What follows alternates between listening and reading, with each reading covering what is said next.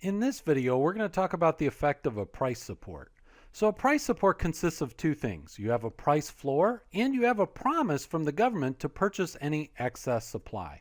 So let's take the market for wheat, for example. And so let's say that before any price support, we just let the market forces work. We've got an equilibrium price of wheat of $133, and then we have an equilibrium quantity of 58 million tons of wheat. So that's, and now we've got our consumer surplus is here in blue, and then we've got our producer surplus is this orange triangle. So if we were to add this up, this whole triangle here would be our total surplus, our consumer surplus plus producer surplus, okay? So now let's say that the government comes in and says, look, we're gonna institute a price floor of $200. So the price of wheat has to be at least $200. So it can't go below that. So we're going to put P sub F. That's our price floor of $200 of wheat. So it's illegal, it's against the law to sell wheat for less than $200. Now, in addition to that, the government does the second thing where it makes a promise and says, look, if we have any excess supply, if farmers make too much wheat or people aren't wanting to consume all the wheat that is produced, then the government agrees to purchase that excess supply. Okay, so now in fact, when we look at what is going to happen here at a price of $200, we see that the amount supplied by the wheat farmers is going to be right here. That's the amount supplied, and that's going to exceed the amount demanded over here by consumers.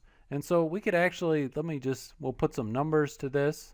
Let's say that the amount demanded is 25 million tons of wheat. And then let's say that over here, the amount that is supplied is 100 million tons of wheat. So we see that we have excess supply. We have excess supply right here. And sometimes you'll see your economics textbook call that a surplus of wheat, which is perfectly correct and everything, but I don't want to use the term surplus here. I'm going to use the term excess supply because I don't want to confuse you with consumer surplus and producer surplus because we're talking about different things. Excess supply means that the wheat farmers produced a lot more wheat, 100 million tons, than what consumers were willing to buy, which is 25 million tons. Okay?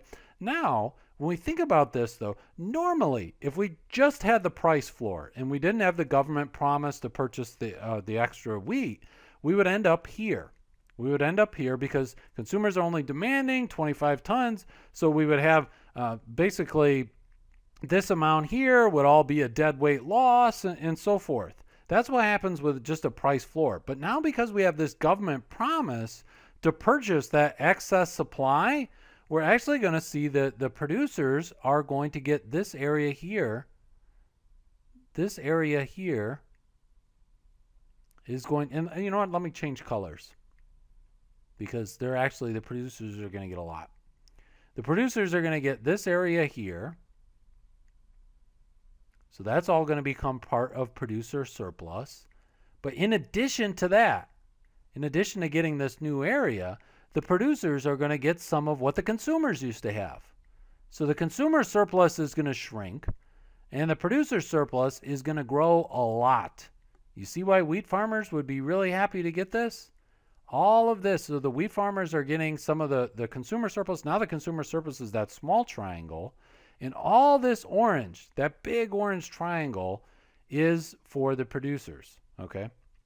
Now, let's think about this. It looks like the total surplus has gone up because even though consumers lose out, they just have this tiny triangle now. You might be thinking, hey, look, the total surplus used to be this triangle.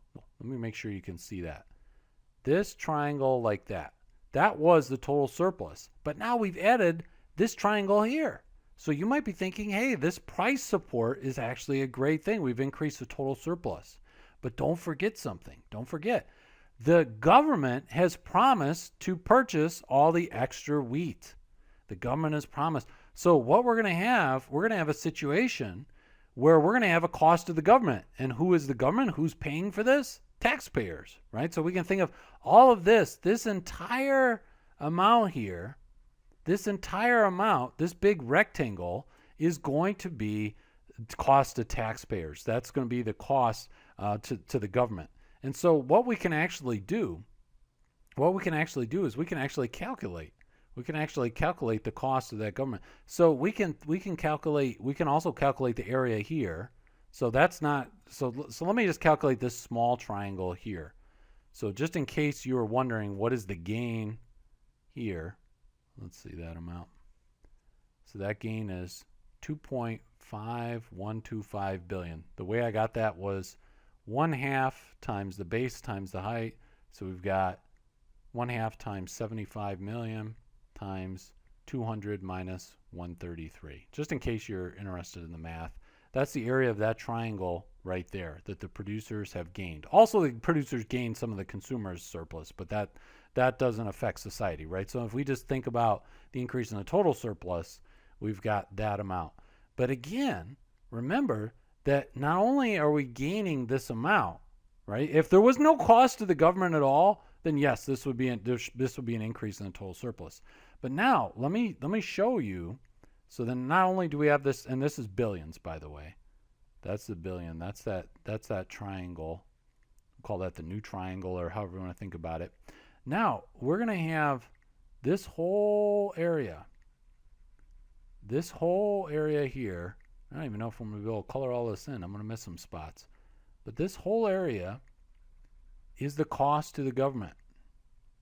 So this is the cost to the government, or cost to taxpayers, of buying all the extra wheat. And we can calculate the area of this rectangle here. Okay? So what we're going to do to calculate the area of that is we'll take 75 million. And how did I get, you might be wondering how I got this 75 million. There's 75 million here too. So 75 million is the amount of the excess supply. That's 100 million that is actually supplied minus the 25 million that consumers actually want. So the extra is 75 million. That's the excess supply of wheat. That's all the wheat that was supplied that consumers didn't want. Okay, so that's 75 million, and then we multiply it by the price floor. We multiply it by the price floor, which is $200, because the government guaranteed that price, right? So it's $200 it guaranteed to the wheat farmers. And so that's going to come up with the ultimate cost to the government. Let me change colors here. 15 billion.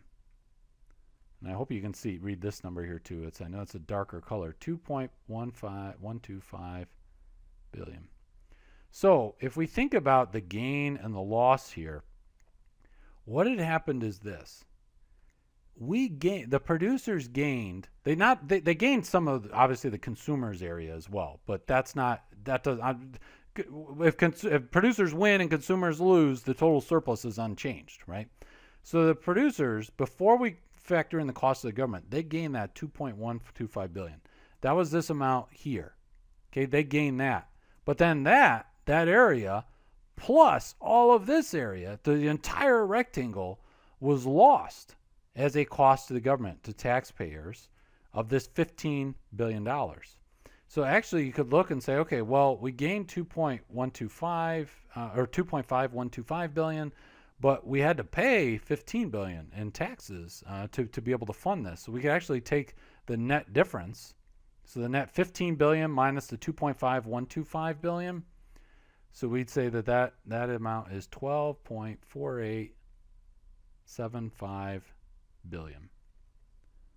So that is the cost. That is the lost value in terms of doing this price support. And that's why price supports can be a very, very bad idea.